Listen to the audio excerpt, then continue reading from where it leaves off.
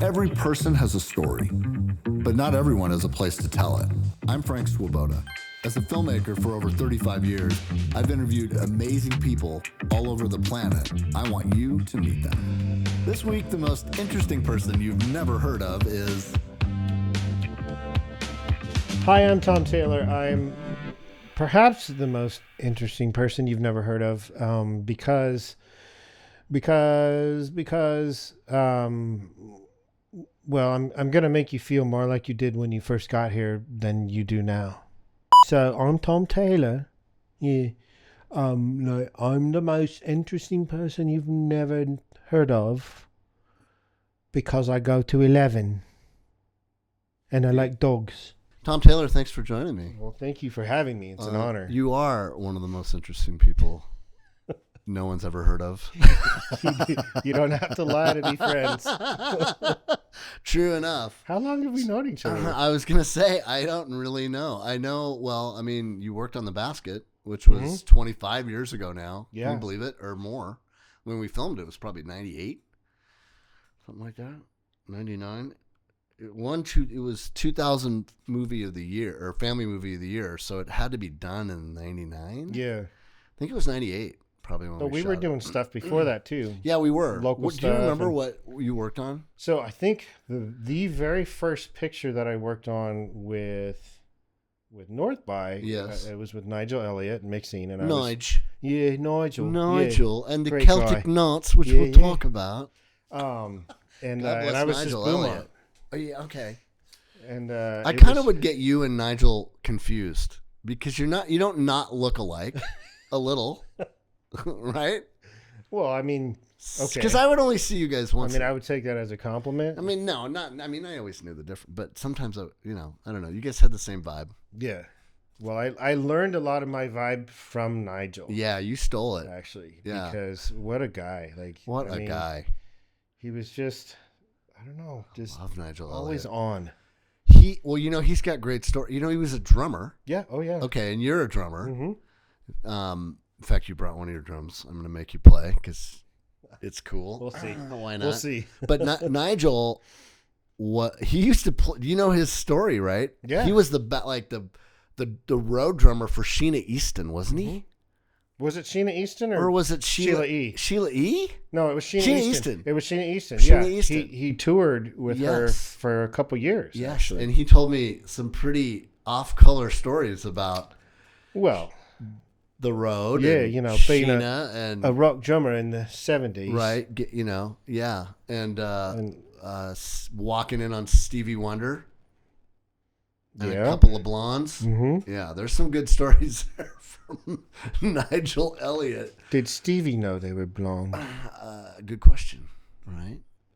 I don't know. He probably did.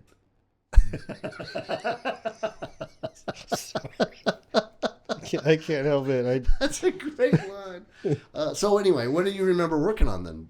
Way back. I think the first North by feature length production I worked on was called Detour. Oh yeah, Detour. Right, and they'd bring all these B actors in. They had a string of B movies. Jeff Fahey and I think Michael Madsen. Michael Madsen, yeah. Did he just die? No. I think he might. Maybe I'm wrong. Really? I shouldn't say that, but I thought he did, maybe. Anyway.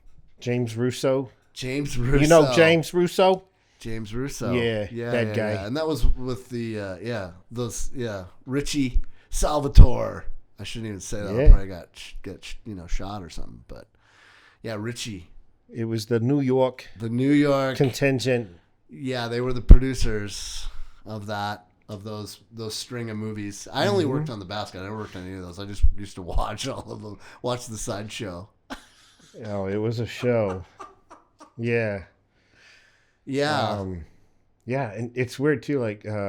Did you work on any commercial stuff with us? All the time. Okay. Yeah. So that's really what you worked on. That's what I remember. Yeah, with Matt Clark. And Jim, my brother, Danny High. Yep, all those all great those there's a lot of good DPs. Doug Cheney.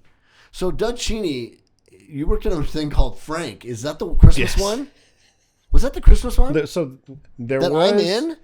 There was, okay, I might be getting it confused, but there was one Yeah, it was about a dog, A dog. right? Frank was about a Oh, dog. okay. This is not it.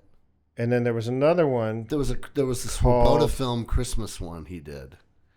You don't know anything about that one.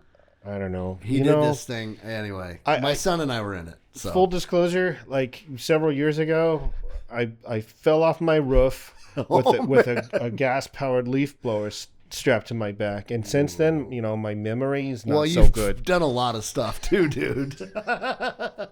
Even you're remembering James Russo. That's pretty good. Yeah. Well, I mean, the relationship wasn't adversarial, but like he wasn't the nicest guy. Yeah, I bet you've got. Well, I mean, so how many movies do you think you've worked on now, or series? I think they're all the same IMDb anymore. page is somewhere between 80 and 90 at this point. Incredible. The first movie I worked on, actually, the first movie I worked on was Benny and June. That's right. So what did you do on that? So I was a sound intern, and I don't even know if I got an official credit. Really? Yeah, my friend Brian, it's his fault I got into movies. Like he's the one that he pulled me into this crazy business. He was a cable puller on the sound crew. Okay.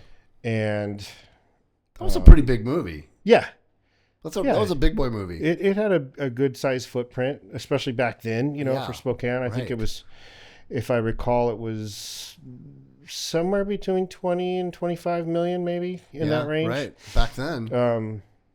But yeah. And Brian just, invited me to set. He talked to Jim, the mixer, and Jim Thornton, great guy. And then from there, I did a few movies with Brian. He mixed and I boomed. And I mean, back then, you had a Nagra, an analog reel-to-reel tape recorder. Right. That you had to lay time code onto. Wow.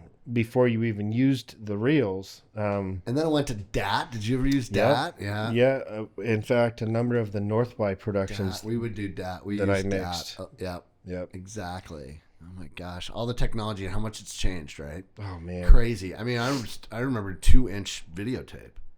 Yeah. Big ass reels, Like I don't think I ever loaded a 2-inch machine, but 1-inch, then 3/4, then beta, the digital beta. Oh my god, all the different platforms, crazy. Now you just plug a little thing into the back of your neck and just think about it. Right. It's true. Yeah. Well, hey, this is the first episode since Johanna has passed away, my wife, and that's another part of this is that I'm going to try to make it through without crying like a baby. This thing, but you and her have known each other a long time, so yeah, we have. To Johanna. There you go. She's here watching this for sure. Okay, what do you think of this? This is the Tom Taylor Amador taste test. It's delicious. Right? Isn't it? Shockingly so. Leave the bottle. So how did you know Johanna? Tell me that backstory, because I know Dave Richards and you are buddies. Yeah. So, and actually I met Johanna. All I know about Johanna is she had a huge crush on you in high school. Which I didn't know for years. We might not be sitting here if you had. Yeah, no, I met her through Dave Richards. Yeah. And, really, actually, we were just kind of more in each other's periphery. Mm-hmm. More than, we hung out a few times. Dave liked to throw parties. He had the place for it. Well, we would, because we were roommates for a while, and then okay. So I wound up joining him on some of those adventures, and we'd rent, big warehouses and do. Oh, okay. I think back then they were called raves. Raves. Yeah. And we'd have several rooms set up, and there's tomfoolery going on. Yes, lots of tomfoolery, some skullduggery. Yeah. And you guys would be like the DJs for the whole deal, right? And that. Well, so I was never I could never spin vinyl like that. Through Dave, I met a lot of folks who could. Yeah, And he could. Dave, yeah, Still can. still can. He's gonna And- just think we shouldn't be too nice about him because he might watch this. and Well, think you're going to have him on next, right? I should. Yeah, You should. totally. Since you and he are both have worked on projects that are nominated for, as we sit here, an Oscar. Yeah. Remarkable. Actually, just 'Cause this he- last year. Come See Me in Yep. the Good Light. Apple is nominated for Best Documentary and Train Dreams. We're both on trajectories. You're hot. We're trajectorish. So yeah, I was living with Dave, and it was interesting because I'd had tons of roommates, up to that point, but never a roommate that literally had an entire basement full of vinyl. Wow. I mean, just shelves and shelves and shelves. Wow. And we set up a little studio down there and recorded one of our MOC albums. I recorded and engineered down there. And MLC's a band. Yeah, Moments of Clarity. Sorry. Moments of Clarity, that's right. Which is another way that Johanna and I kind of overlapped because she'd come to the shows and She came to the show. She was a big fan of Moments of Clarity. I think she has some old cassette. Prism actually showed Prism, me yeah. So an your old sister Prism is a good friend yes, of Johanna and mine, and she actually showed me it was a Waterhook cassette tape, which is a band that I was in before Moments of Clarity. I actually sang in that band. wow, And that's crazy. She found yeah, that was a trip. Wow. Like seeing that, it was kind of like. Did you listen to it? No. You don't want to. I mean, I want to, You might have to. but I don't have a cassette player. Yeah, who's got a cassette player anymore? Good point. So I'll have to Wow. find one. You'll have to go buy one. Are we old? Mm-hmm. Yeah. Okay. Yeah. So you worked on Benny and June, and then a couple other North by movies, and then you were on The Basket. What are your memories of that? So I just remember it. I mean, a period piece, obviously. Yeah. And probably, well, certainly to date, at the time, the most local Oh yeah. I think production. But it's hard to find one anywhere in the country that was ever really locally. In fact, Peter Coyote said when he was on it, because when he was on the original board of Sundance, right, with Redford and those guys, and their goal was to make regional cinema, so that it would be written there, produced there, made by the people that live there, and produced it. And he goes, "We never did it." He goes, "Nothing except once." He goes, Sundance never did it. He goes, "This is the only one. The Basket was the only one he ever worked on that actually did that." Well, yeah, I mean, turns out it's incredibly difficult to do something like that, and it was a labor of We'd love. only known. I mean, I remember talking to Rich Cowan about it, and his dad George would go around, and George. I mean, he was location scouting for 2 years. Yeah. Oh yeah. We produced that movie we pre-produced that movie for 2 years. Yeah, which is we why we wrote to the locations. Yeah, and it was Which was smart. seamless. Like that production was. We also found one a few of the locations easiest like days before. Yeah. So I remember like all the war scenes were shot in this. Do you remember those? Were those like it was a flashback scene with these war scenes, and it was The kid loses his leg, right? yeah. Well, no, it was the family trying to get out. It was Helmut and Brigida trying to escape. Oh, their right. parents. Okay. And we shot it in. There's a building on Pacific and like Brown, just off of that's like this cool little apartment complex, and it had inside of it a courtyard, and the courtyard was, looking up, it was all brick kind of around it. And so I remember finding that like a week before, going, this place is cool. And it worked. I mean, it sort of had that era to it, and it matched, kind of European look that mattered. So yeah, as long as we looked for locations, there were still a few that were like, man, we still got to find one. Yeah. Well, I it's mean, the nature of it. but it also that still benefits that you're happens. from, that I live here, that we could drive by one and see it. So Yeah. My gears are constantly turning for locations. I have a. It's just a little short that I want to put together here in the next couple of months. But it takes place in an airport, like in a, at a gate. Oh, a boarding gate. And of course, our airport, Spokane Airport. Yeah, they're not interested Really? in having us. Might be who I you think- know. Might be who you know. Well, it's also because there's dogs. It's about dogs. It's about dogs. Yeah. Oh, okay. But I'm constantly looking for locations, and I think just it's part of being in this business. It's what you I've been do. looking for them for ever, and still, and after a while, my brother and I we have filmed so much for so long here that we will scout and just go like, okay, let's just have a beer and talk about where it would be, pull up Google Earth, and just now it's like, yeah, you should just have us both.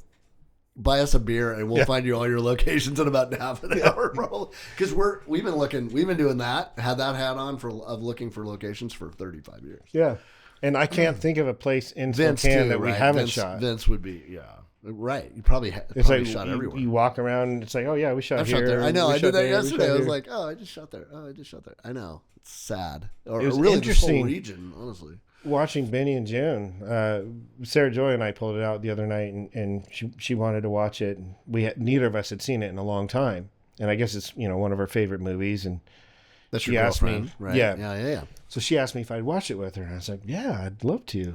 And it was really cool. It was amazing, frankly, how well it held up. It held up, yeah.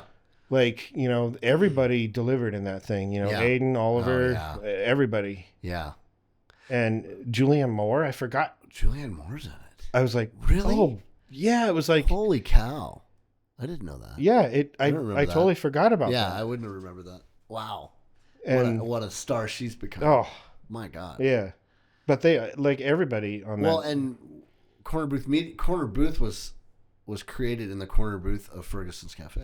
Yeah. So there's a lot of connections, and I lived in near Garland, and so I would go there all the time, and and I love Ferguson's. Was great. I mean that's probably one of the most iconic scenes. Yeah. I mean it's an iconic scene in film history, really. Yeah. At the table with the Yep. It silverware. Gets, and it gets used a lot. Johnny Depp. Young Johnny. Yep. Wow. That's cool. So were you scared? Was that your first one? That was kind of your first big It's seeing a weird. star. I How wasn't. were they? Do you remember So- Johnny or any of those guys? He was super nice. They were all super nice. But Johnny, like, I had a friend at the time, this kid named Tim. He was a guitarist, who looked a lot like Johnny Depp. I mean, a lot. And so, when I first met him, it was like, oh, it's Tim. Like it's, You thought he was Tim? I knew it was Johnny Depp, but at the same time, it was like there was just this air of familiarity Right. already, Right. and he was just such a nice guy, and it was just a different time then. Because do you remember like watching dailies? Yeah. Oh, for sure. And how like they had this little I think it was Fort Spokane Brewery, which is no longer there. Right. Oh, I know right where that was. But it was kitty corner to the Yeah, that was where convention Henny's center, used to be. and the fountain was across Yes, the street. Across the street from the fountain.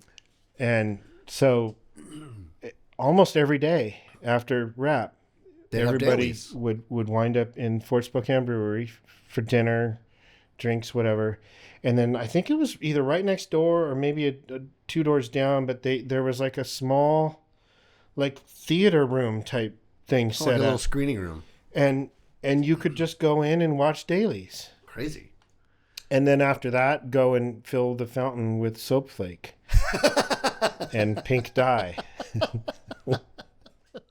Wait, I wasn't supposed to say that. Yeah, no, I mean, it's been done. You're the one.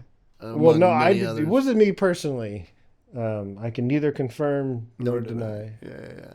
Well, and you worked on a ton of other. I mean, I was looking at your credits. It's like you worked on Last Dance.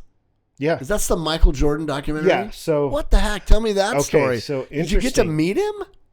Not Michael Jordan. Okay. So the only thing I did on that Stockton interview. It was a Stockton interview, of course. But here's the crazy thing about it.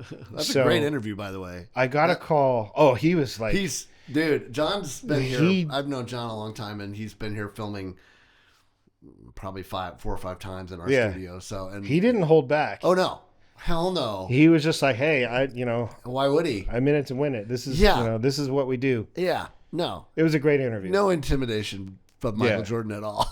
No. He's like, hey, you play ball? I play ball. Yeah, let's play some ball. Let's go. Yeah. But it was, I want to say March 19th, if I recall.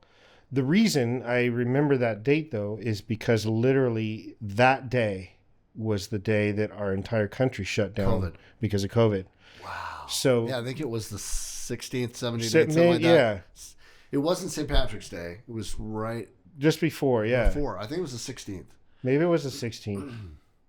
Yeah, it's probably something like that. You can edit that, right? You can just put in March 16th. We can. We won't, but we can. So, yeah, the producers called me from Seattle and said, hey, we're driving to Spokane. Because the flights were Because we can't get a flight, but we're driving over. Stockton agreed we're going to meet here. Where'd you film it? And it was at a place that he owns, I believe. That's right down by actually the warehouse. Oh, the warehouse. Where we shot a lot of Benny and June, in fact. Did you shoot in there? Yes. You're kidding. Not in that particular warehouse, but there's a big place. Just down the street from it? Yeah, a little bit further south, I believe. Yeah. Which is where we had all the sets for Benny and June. Is that right? But it was. I think it's Stockton's place there. Yeah. You know, at the warehouse. And so we just sat up in there and interviewed him, and then it was weird because everybody left. I got in my car. I gave him the chip, the card. Yeah, with all the audio on it. And then we all got in our cars and took off, and I went home and I turned on the TV and just wow, the whole country is shut down. Yeah. That might be my last job. Was it for a while? For a while it was. Yeah. Because as a freelancer, you don't really, that's the other thing about your job, which I think people don't realize. How do you describe what you do? Maybe that's the best way. Well, when people ask, I like to tell them that we're carnies with dental. Because it's freelance film dudes. We're carnies, straight up.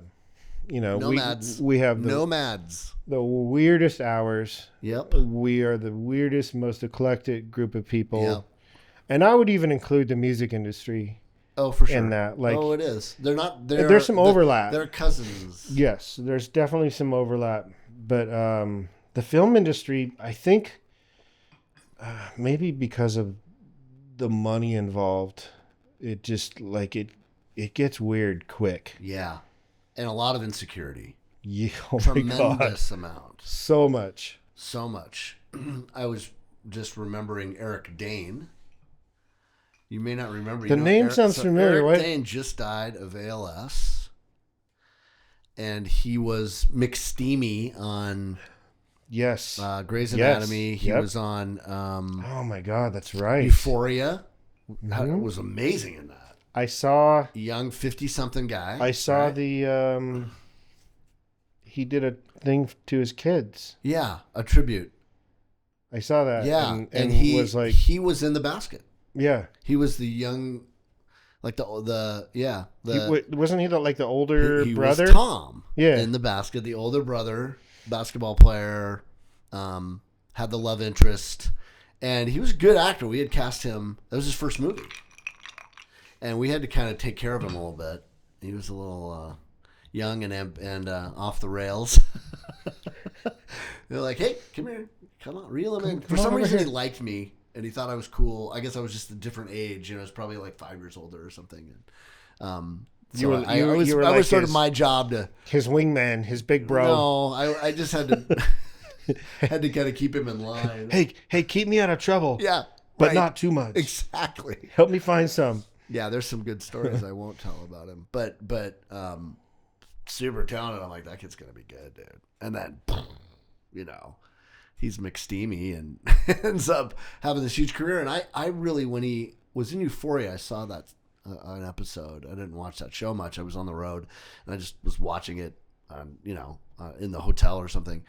And I was like, dude, that's Eric Dane. No way. That's the kid. That, yeah. You know, Isn't that weird? Isn't that weird? And he was so good at it. And I just was like, I got to find that guy and just tell him, hey, you probably don't remember me, but he might. And just tell him how great he was and how proud of him I was for making it, you know, because he could have, speaking of that business and weird and insecurities, he was a pretty insecure kid back then. He could have gone a lot of different ways. And he didn't, you know, I mean, he ended up having a stellar career, and I was really proud of that. I just like, that's so rad that kid ends up, you know, becoming something, and then to see him pass away, it was just so, and he died kind of right around when Johanna did, so, or just after.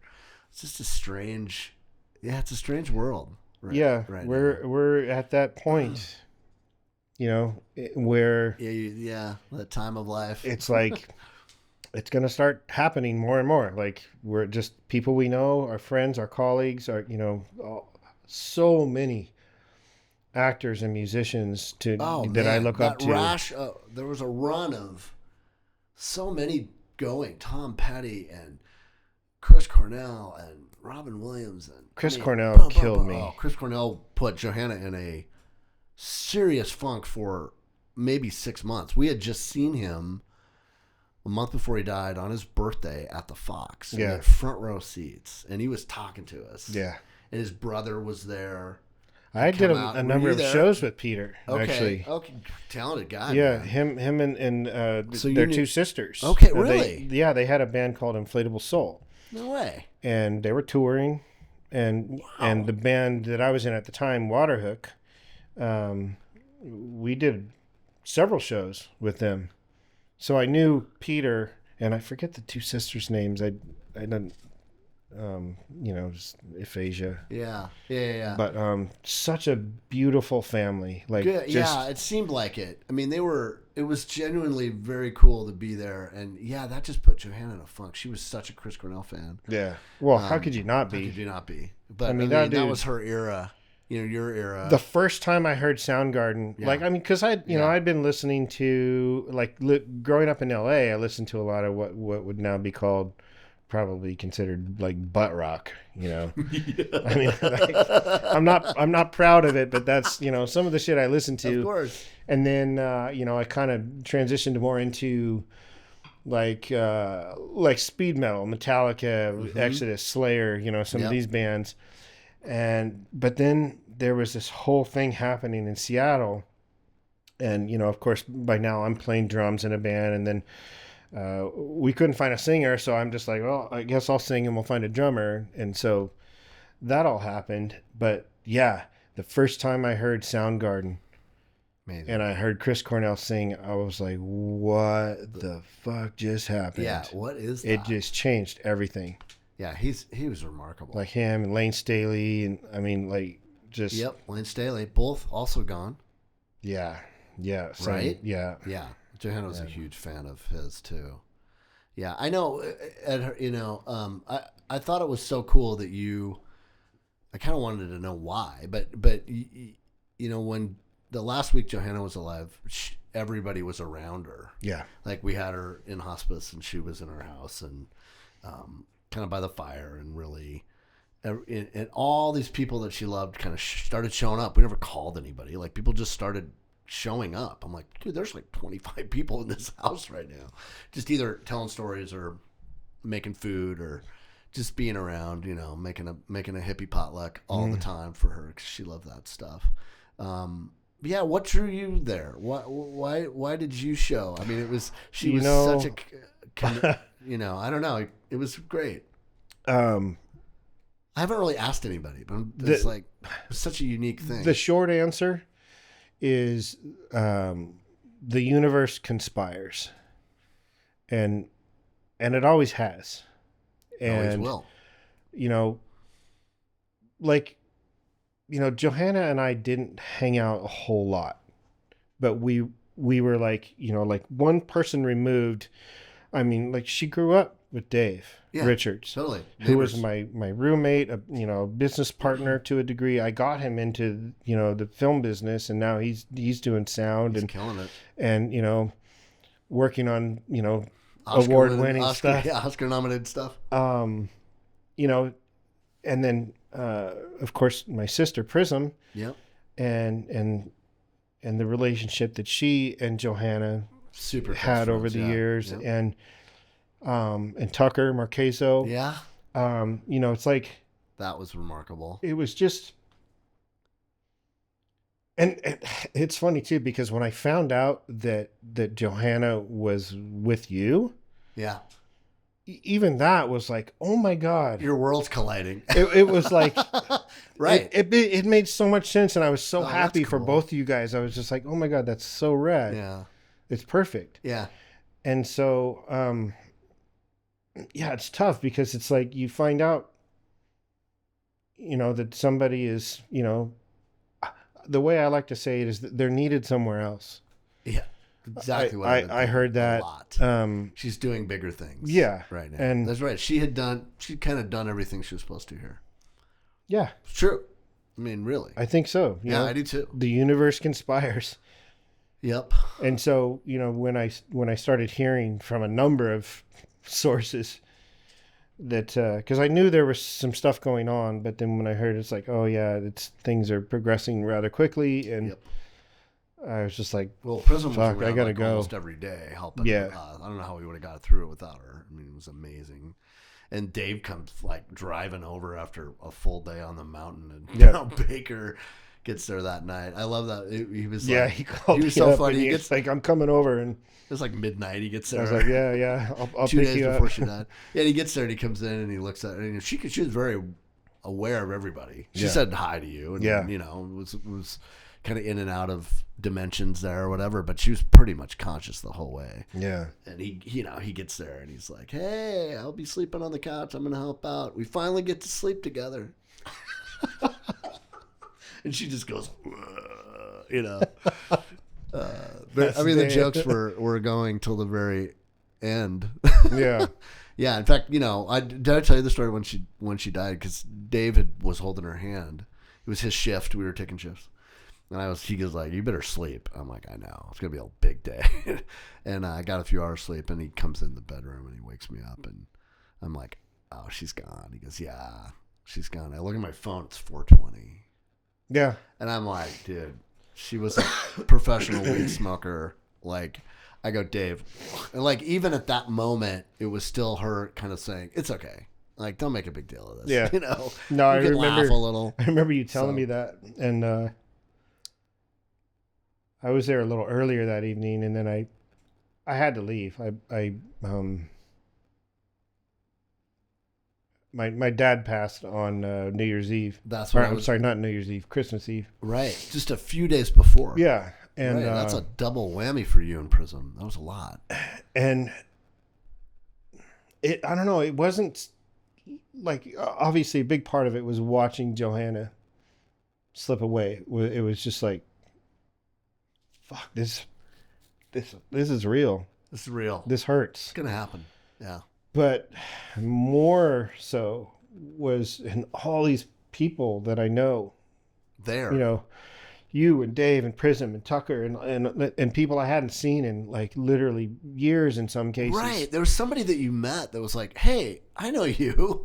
Like, I can't remember who it was, but I know there was a couple people that were there that you had known or knew somebody that they knew. I'm like, "What?" It was Desiree. A Desiree. And we hung out very briefly at one point back in the day, and yeah, just all these beautiful people. Beautiful people. Just like, Amazing. Who didn't really need to be there. They just chose to. yeah, just amazing kindred spirits. And I don't, It's like if you're an empath, you don't sit there and talk about how much of an empath you are. Right. But at the same time, and like Right. there are these, it's just this thing that you go through when you see all of these people, and like you start taking on all of their feelings, their emotions, their thoughts. And Yeah.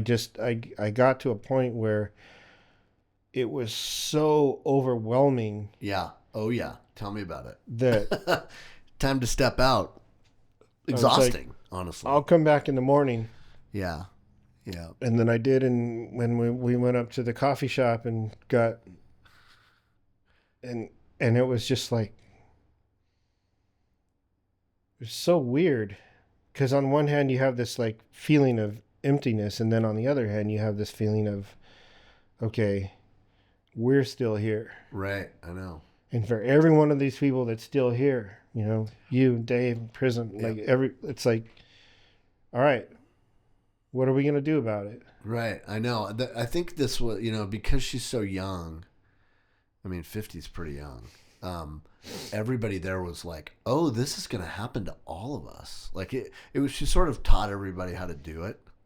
That was the closest that it's ever come to me. Yeah. Right. In that sense. Yeah, like, me I mean, too. I've lost friends, and, Right. and especially, it's different than losing your older parent or grandparent or something. I mean, for me, obviously it's my spouse, but still like somebody that's your contemporary or that, pretty young.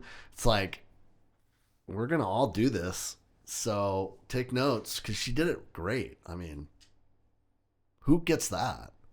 It's weird too. And like, there was a brief moment where I felt guilty for thinking this, but then I knew part of it was Johanna. Do you know the scene in Monty Python where it's like, I am death, and I thought of that. I thought of that scene. Right, that's allowed in that space. Yeah, because she's It's such like, a smart ass. well, was it the salmon mousse or like that? Just the whole like, should we take our cars? Because Johanna, like her sense of humor and just like she was always laughing and smiling, and she just brought this joy into whether it was the room or the great outdoors. It's like even the great outdoors could like hardly contain that her vibe. It was like, and then all the I don't want to go too much into this, but I mean, she came to people in their dreams. Tucker, that Tucker thing. Oh, holy cow! So, oh my god, Tucker is this guy that she had known since you've known him that long since high school. I met Tucker when I met Dave. Okay, so way back, and they're just sort of inseparable friends. And I'd always heard about this guy Tucker Marquez, and I'm like, he's not real. That's just it's like Kaiser Solsay or whatever from Usual Suspects. I'm like, he's just a character. He's not really real. They're like, no. I go, dude, you guys are talking about this guy for 20 years. I ain't never seen him. This is bullshit. There's no Tucker Marqueso. Like, that's a character in a novel. There's nobody named that, first of all.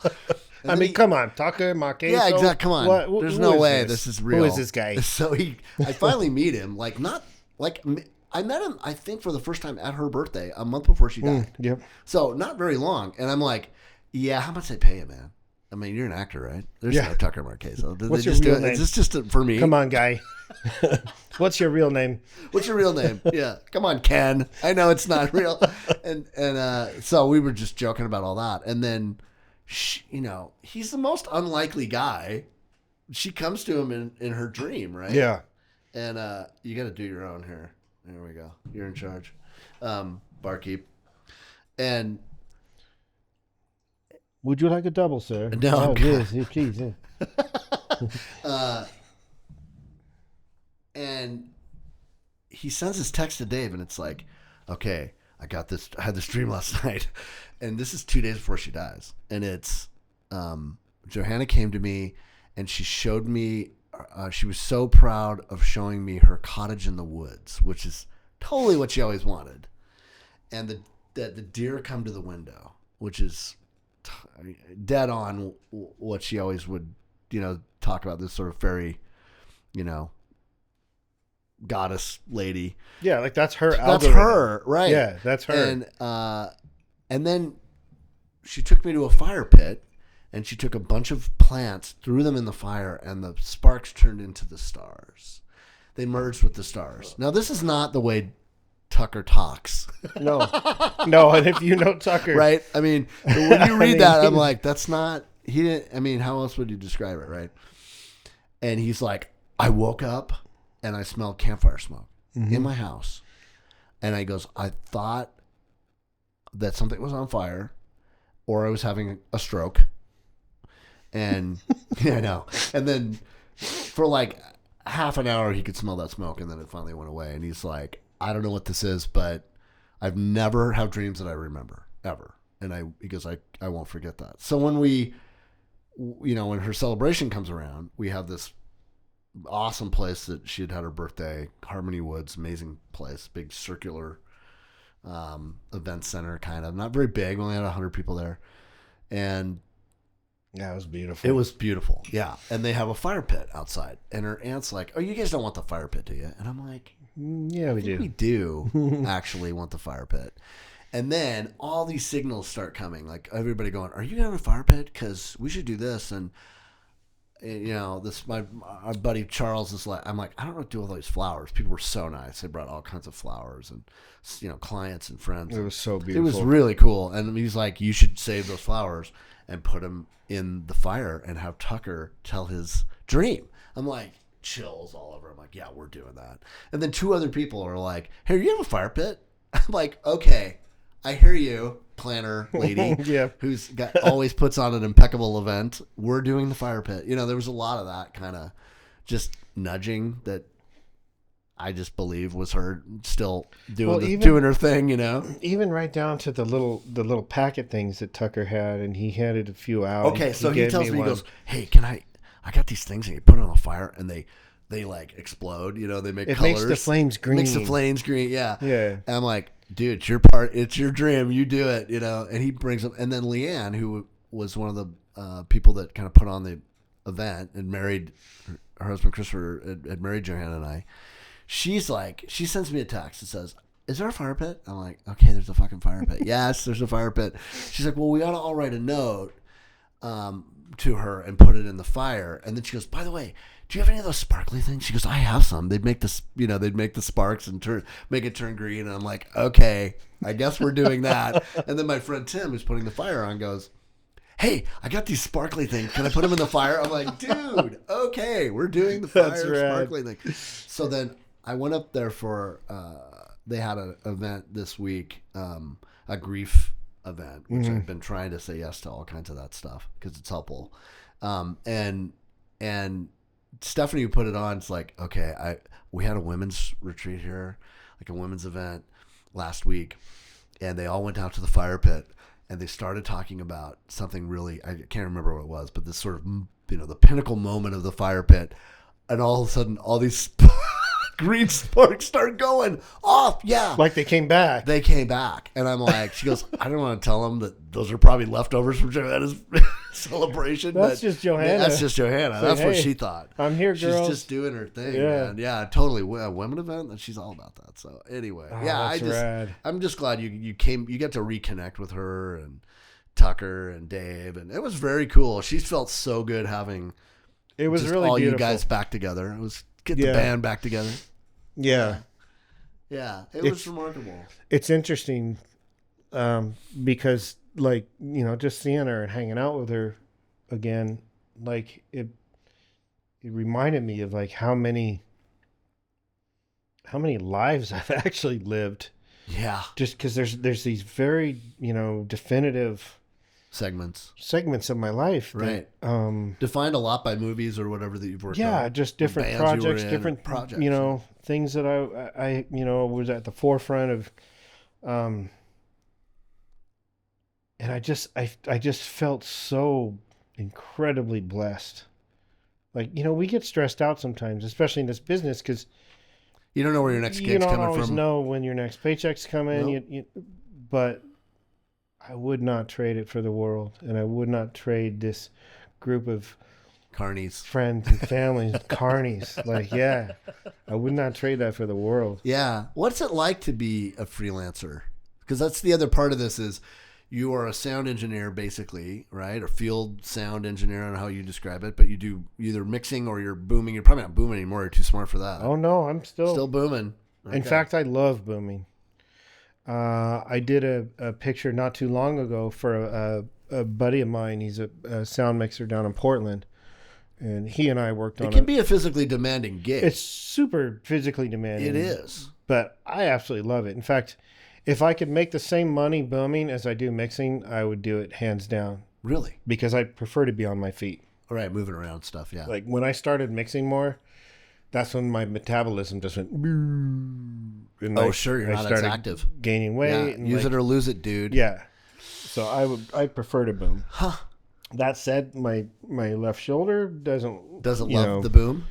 After a while, it kind of takes its toll. And after 35 years now. So there's a couple different types of projects. One where you have a sound crew.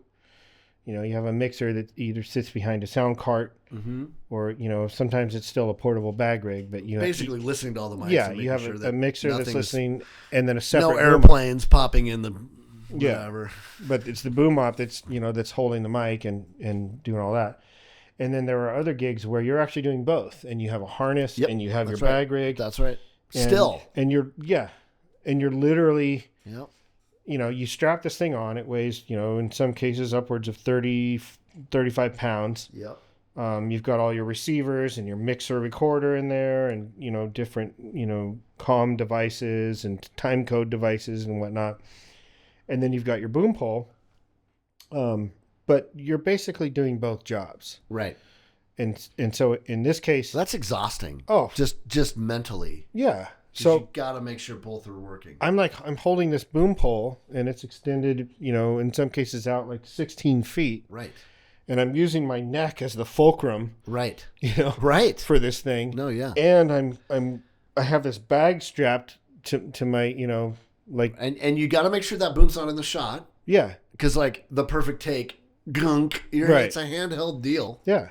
And in some cases following. But you got to if they're walking, if they're whatever they're doing. I saw that clip in your website we'll try to drop that in here, but the Train Dreams clip where it's a village of people walking with the actor and the camera. I mean, there's 10 people. Yeah, Aaron, my boom op, good friend. Yeah, Aaron Birdsall was my boom op on that. Yep. So you probably saw him. Yep. Exactly. But when you're doing that yourself, and you got to make sure the level. And so you're literally doing the boom with one hand, using your shoulder as a fulcrum, and you're mixing, because you've got wireless lavs, you've got several channels going sometimes. Right. So you're looking down at this bag, you're looking this way to make sure you've got. How do you do that? All this weight pulling you forward, all this weight pulling you this way, so you're compensating for it. Right. Now multiply that by a 12-hour day. By 35 years.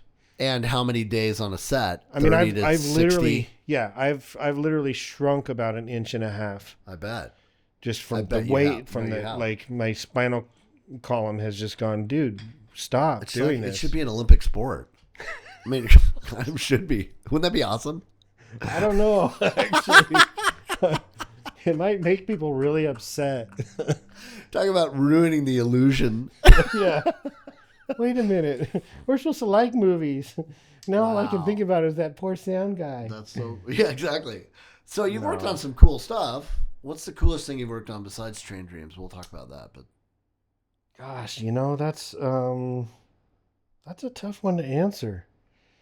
They're all your babies. I mean, partly because literally my brain sometimes recallability. I can't remember what I've worked. I've probably worked on thousands of. I think I've interviewed. We've sort of figured it out.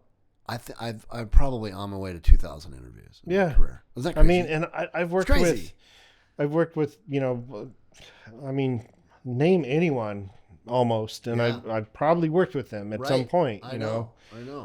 There's very few actors that I haven't worked with. Favorite actors? Most memorable, anyway. I really enjoyed working with Christian Slater. Huh. Did a number of we did several movies actually that he Seems came to town, and super cool. he's just one of those guys that, you know, he's a consummate professional, first of all, but he's also just really down to earth, and like you can hang out with him. Yeah. And he's genuinely his hangoutable. Yeah, he's like is pretty high. He's grateful for his position in life. He recognizes the How gift lucky he's he been is. given. Right. It's luck And- too, man. And you know, just a joy to be around. Really cool dude. Some of my most memorable moments, though. So I worked on a movie in Seattle. It was a feature length movie, and it was in Mandarin and Korean. Wow. The director and the lead, a majority of the dialogue. I mean, there was very little English. And we had this scene, this huge dinner table scene, where I had like probably, I don't know, I must have had 10 radio mics out Wow. around the table, plus the Wow. boom. Wow. And it was this Hidden? massive. Hidden? Well, they Or were all on lav people? mics Okay. on people. I didn't do any plant mics. I did the That's kinda lav fun mics and then a sometimes, yeah. boom. But I mean, it was this massive scene. It must have been 10 pages, Wow. and it was all in Mandarin. Holy shit. That's like a 10-minute scene. Yeah, and so like as a sound mixer, the last thing you want to do is leave a bunch of open mics. So you want to actually mix on the fly, Right. So you use cues. So if you're done talking, turn that mic down. Exactly. Yeah. So, you know, and I'm Because usually it's going to make the post-production, the editing of that so much better, and they're going to love you, Tom. exactly. So I want to give them how many something. editors have you have loved you? Probably Actually, a lot. It's true. I got a compliment from it was Carl Schaefer, who was the creator of Z Nation, Okay. and hands down, the best compliment I've ever gotten in What my was it? entire career. He said, "You know, it's actually really refreshing to be able to hear the dialogue that I wrote." Yeah, I actually hear it. It's true. All the. I mean, the amount of money that saves and time on the back end is remarkable. Yeah. That no one has appreciation for. So if you're working, well, some people do. Some people do, but John Carpenter, that guy. I mean, he understood sound, yeah. and I think it's 60% of the show. yeah. He was like, I do. you know, If it hey, sounds did we good- get that? If it sounds good, it's 60% of the gig. I remember. So we did this thing. It was called The Ward. In fact, I think it was the first movie that I got Dave Richards in on. Okay. And but so we're at lunch and we're shooting out at the Eastern Washington hospital. Oh yeah. Eastern State Hospital Yeah, in the state hospital. Medical Lake. Yep, I filmed there. Yeah. And so Great location, honestly. Yeah, parts of the campus that were closed, and Right. so I was doing this horror movie, and Yep. but we're at lunch, and I'm standing out there, and here's with John, and he's smoking a cigarette, and our transpo guy, we had just landed there that day, and our transpo guy was using a level jack on one of the trailers to level it out. It was one of the Star trailers, and it just made this insanely god awful noise, just the worst noise you could think of. And John and I looked at each other, and we both just lit up at the same time. And he was just like, "Can you get that? Sample that. Can shit. you get that for me?" Yeah. And so, like, sure enough, I was Record like, "Yeah, it. I'll get it." And You might use that in a and- horror movie. so I arranged with the transpo guy to once everybody was gone, I went and actually got it clean. Sampled it, yeah. But yeah, it's really nice to work Somebody with, that appreciates that, especially and knows directors, it. Yeah, because they get it. now it's like you're actually helping create. I like to think of sound as another character, and it can be. Absolutely can be. if it's used the right way. Heck yeah, it can. And Clint Bentley was that way with Train Dreams too. We did. He had that sensibility. Yeah, we did an interview before. He's the director of Train Dreams. Yeah. So before they hired me, we had this long Zoom interview. It was with him and all the producers. And Wow. And I think one of the reasons I got your the audition. Job, yeah, pretty much. Yeah. Yeah. Well, hell yeah. I think one of the reasons I got the job was because, you know, I kind of, you know, just explained my ethos as far as sound goes and how, you know, why it matters to you. I want to stay out of your way, obviously, but at the same time, I want to be able you got no picture without great sound, dude. Well, we're telling a story. Especially that movie. Yeah. I mean, it's so gentle and quiet. Very There's not sound-centric. Very sound-centric. Yeah. And yet not a lot of dialogue in that thing. Not a ton. Really, if you think about it. What was your favorite part of that? Because it was the last movie Johanna watched. My favorite, or last movie she watched. She loved it. And, you know, the message about death and what's next and a life lived really resonated for both of us. So it's kind of cool that you worked on that and Mark Dahlstrom worked on that and Vince worked on that and just guys I've known forever. You know, it's really cool. Yeah, there were a lot of us locals on that. Yeah, a lot of locals. Yeah. What did you love the most about that movie? So the most memorable day on that job to me was on Train Dreams. It was also the most difficult day because we were doing the scene where William H. Macy is doing. He's like this explosives guy. How cool is he? You get to work with William H. Macy. Holy shit! Dude, I got to babysit. I got to babysit his ukulele. Like he'd bring it to set, and then I'd be micing him up, and then he'd be like, "Here, hold this. I got." Oh. And so I'm like hanging on to his ukulele. Keeper of the uke. Yeah. No, such a cool dude. Oh, I could tell. You just know, right? You know. The guys who are really, really great at the top, they're pretty cool. Yeah. The camera doesn't lie. Yeah, he was super fun to be around. I'm glad to know that. But so we're doing the scene where he's this demo guy and he does the thing and then there's this big cloud of smoke. Yeah. It's a great scene. and it doesn't go off at first, right? Yeah, right. So in the story, it doesn't go off, and then he messes with it, and it does finally. Well, so we did 2 takes of the actual explosion, and the first take, we're back far enough, safe distance, but it goes off, and then there's like this wind that's coming off this ridge that we're shooting on, and it literally blows all of that very, very super fine particulate, like Fuller's earth, walnut shell dust. I mean, it was like a mixture of stuff. Shrapnel, we call it. But very, very fine dust. Yeah. And there's just this cloud of it coming right towards me in all my gear. And I've got, like tens of thousands of dollars worth of gear that I'm just like, oh, fuck, no. And it just covers all my shit. And I'm like, And so, I start the process. And that's your gear. That's my gear. It's your gear, dude. That's ain't the movie's gear. I've spent more money on gear than houses. I believe it. I think I probably have too. Yeah, exactly. This place. Yeah. Yeah. So anyhow, I start the process of cleaning everything up, and it was kind of like, yeah, that's a process. I was angry, and it showed. Yeah. And are you pissed at the pyro guys for making it happen? No, it's just how it is. It's just what it is. The wind kicked, whatever. Yeah. But so we get word that we're gonna go again, and so I'm like, all right, I'm gonna move way the fuck over here. I literally moved my shit probably 50 yards to the right. I'm not gonna be anywhere near this shit. They go again, it goes off, fucking shit comes right towards me again. People are laughing at this, like literally. Of course they are. The crew is laughing because it finds beauty, Tom. It finds beauty.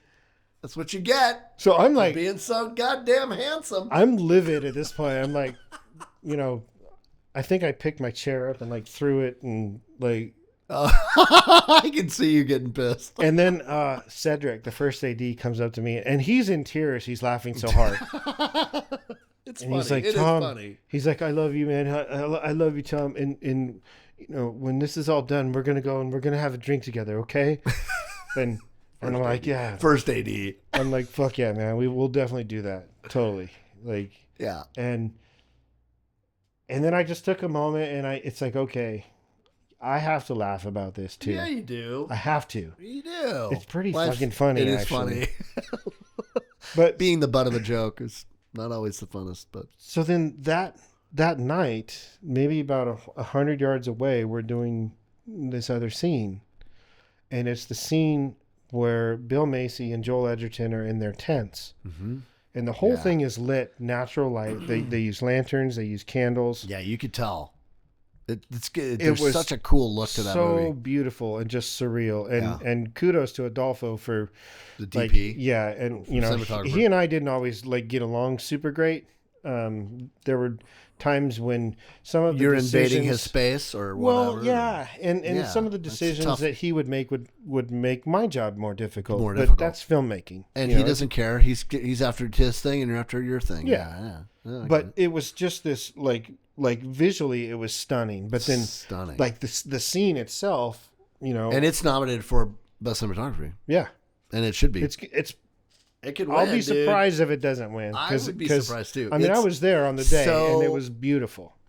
Real. Just beautiful. Yeah, beautiful. Yeah. It's not, no effects on that goddamn thing. No.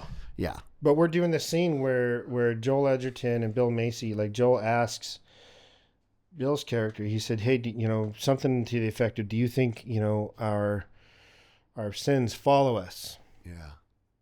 And then there's the Asian gentleman who previously in the film was thrown off the bridge. Yeah. Ugh. And the scene started with Bill playing harmonica. Yeah. And then singing. Yeah. And somebody in the background yells shut up, and then Joel and Bill have this really intimate conversation. And I'm literally standing right between those two tents. And they've got a camera here and a camera here. Yeah, there's not a lot of room in a lot of cases. And we shot it twice because I think they wanted wide and tight coverage on. They wanted to get in there and get. It's a very intimate moment. But the whole time we shot that scene, I'm standing literally right between the two tents, and I'm listening to him play harp and sing, and I'm listening to Joel with these. Boy, he's phenomenal in that movie. And I mean, I was literally in tears. I was standing there and just trying to do my job, trying to see my gear. Yeah. It's all fogging up. And I think maybe part of it had to do with the day I had, up until then. Yeah, right. And then just realizing what's actually important, and just the relationships that we have and the people that we know. Yeah. Nothing else matters. The gear, none of it. It doesn't matter.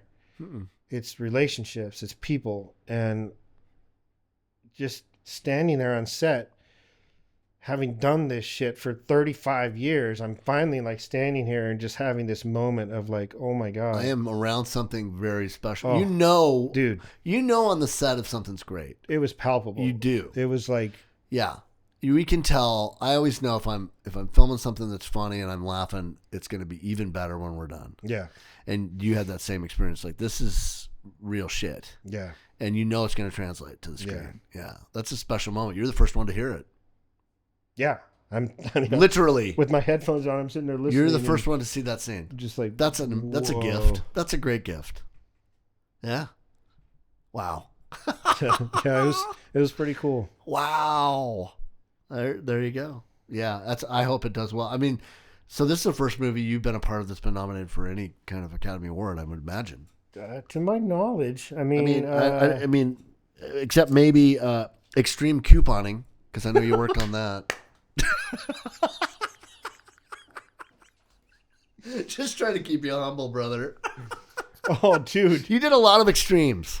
Oh man, Extreme Makeover Home Edition. What I did this thing about The Voice. You worked on The Voice, for God's sake. Yeah, a couple episodes. Wow. In fact, I recently rediscovered. Oh my God! It's the Waikiki Springs trailhead that's up there on the north side. Yeah.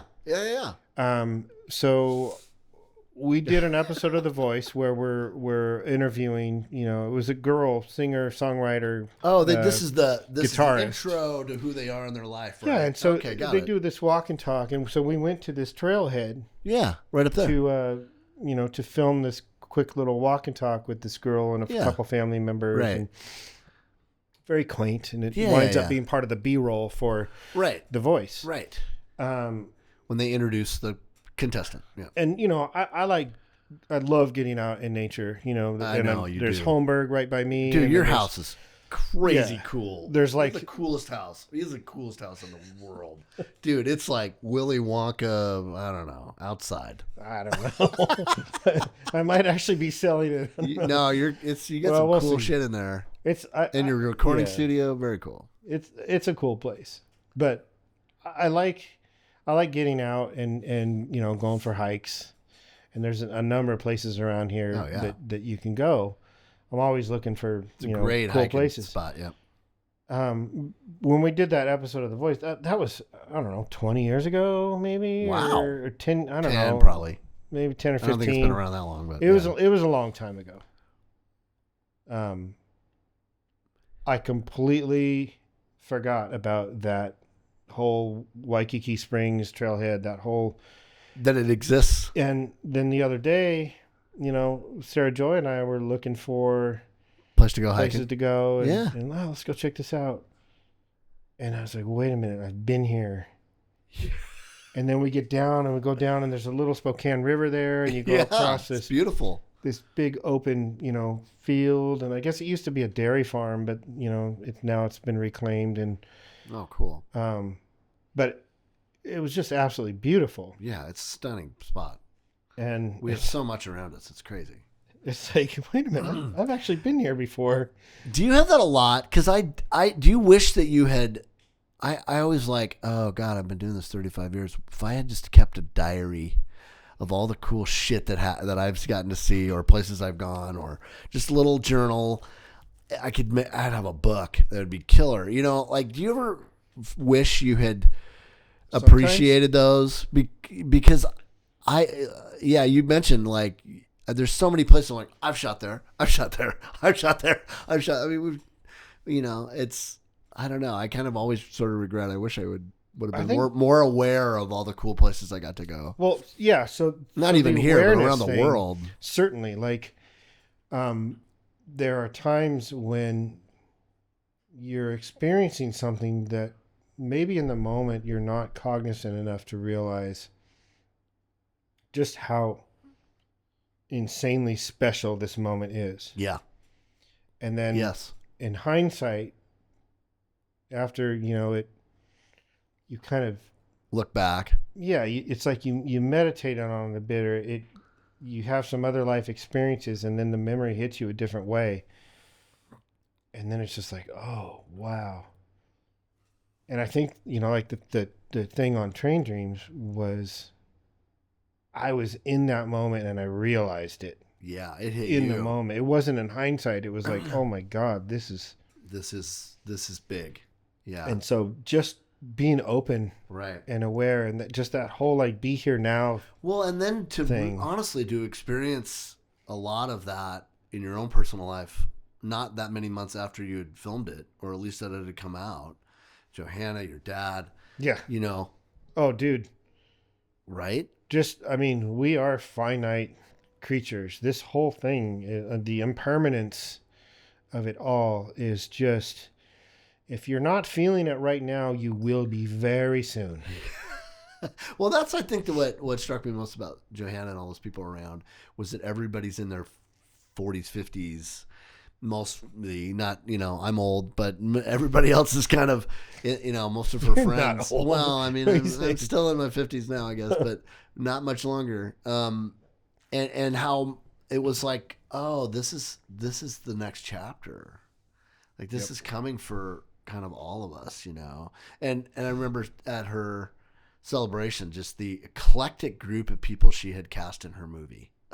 Like, so many people, like, you would never hang out with you except for her. Yeah. Like, that's the people we kind of touch and come across in our, like you said, it was sort of your different lives colliding, like some of your work people, some of your guys from high school, your crew from way back, music, all the drummers, whatever. You just have had, yeah, it's a cool, I mean, just to see all those things, hit at the same time is pretty cool. That's what it's about.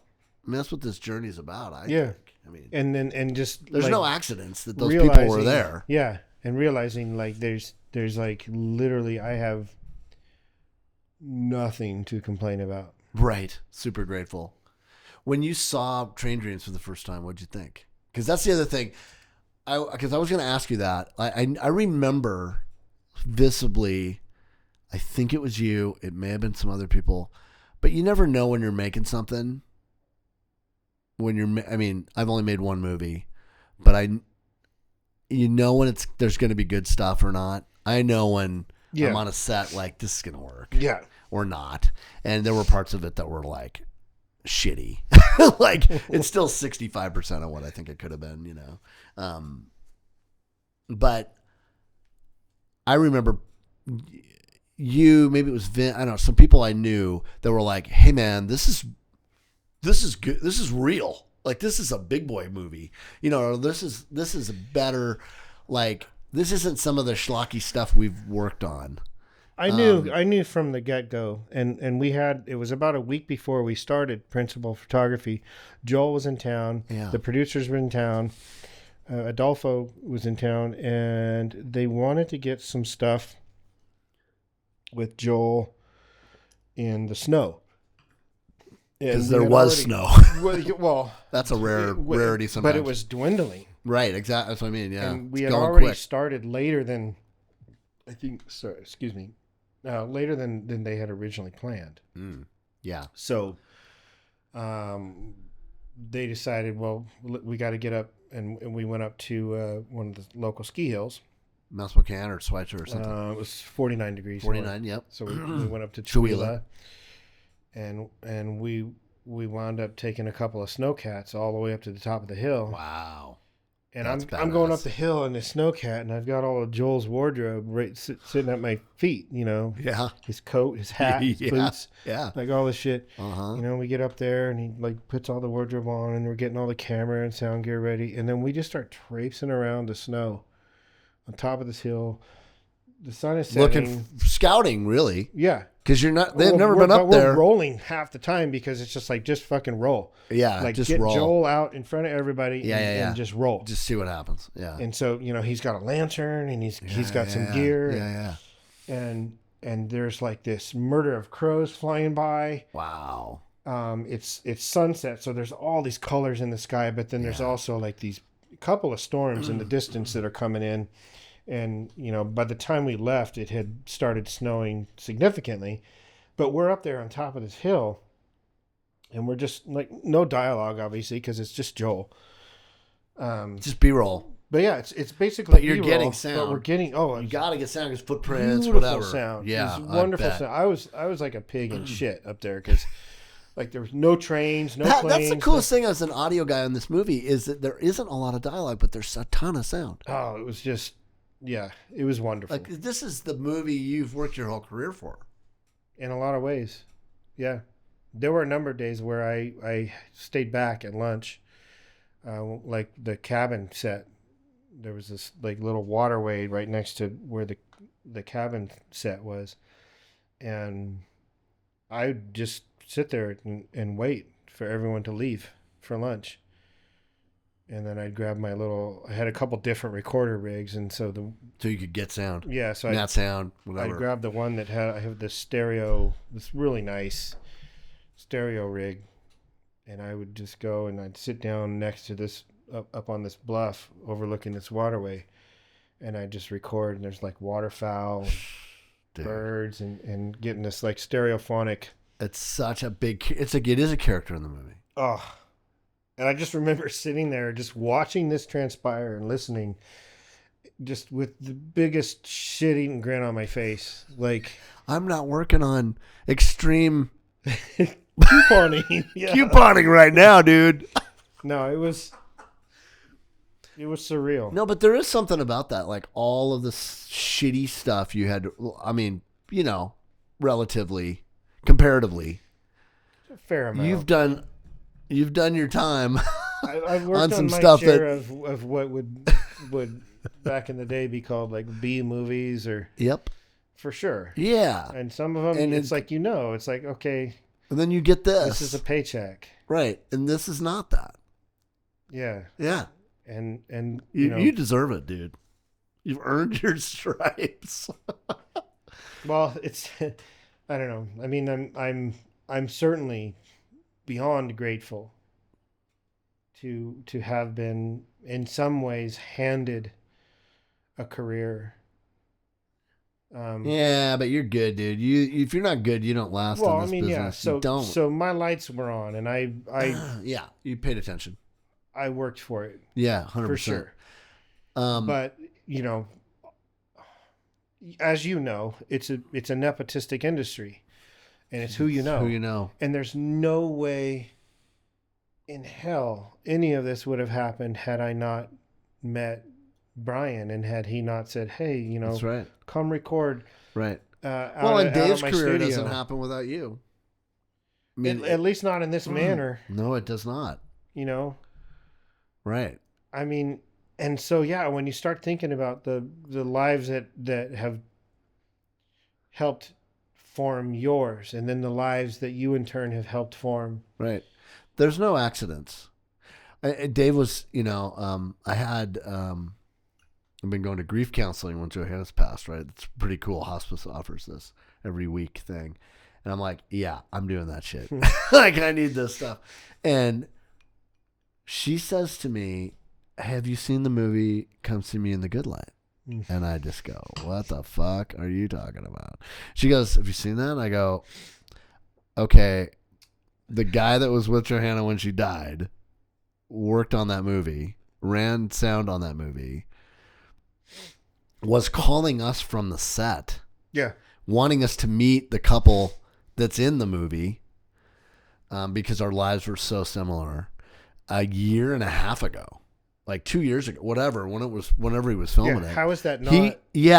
Like, whoa. And I'm like, she goes, you gotta be kidding me. I'm like, no. I mean, yeah, right? Like, the connections are. It's so bizarre. So bizarre. So bizarre. I know. And it's beautiful. It's kind of all woven together the right way. I don't know. It's weird too, because like that sadness. I mean, it's so fucking palpable. No, it's like surreal. It's heavy. You feel like you're just getting buried by it. Yeah, right. But then there's also this like, okay, but I'm still here for a reason. I'm still fucking here. That's right. That's right. And I don't know what it is. And there's all these people that I know. I know. So what am I going to do about it? Right, exactly. Yep. And it's time to just stay in the game. Yeah. Otherwise, I wouldn't be here. Like there's a reason for that. And she had she had done her purpose was met here. The kids are good. Everybody's good. I mean, she just died beautifully, So, yeah, now it's like, oh, what's this about, And she'd always say, oh, you'll be fine. I'm like, of course you. I'm going to be fine. I'm fine. This is horrible. I'm a fucking mess. I'm a mess. No, but I really am doing okay. I mean, comparatively, it's just, yeah. But that movie and the timing and us watching it and you working on it, it's just kind of perfect. The whole piece of it, I think, was just really, really cool. Yeah. And that you kind of have come back in our lives. It's pretty neat, She loved that you were there. I mean, it was super important that you and Dave and Tucker and Prism and, like her crew. It's interesting because she made that happen, dude. There's no doubt. Dude, totally. I mean, and then you have these moments, like I know I have these moments where I think like, well, what the fuck was I doing that was so important? What, why, and it's like, I firmly believe that, with every relationship, you grow together or you grow apart, but you're in this constant state of flux. Oh yeah. Just impermanence. It's just, right. It's never perfect. It's everywhere.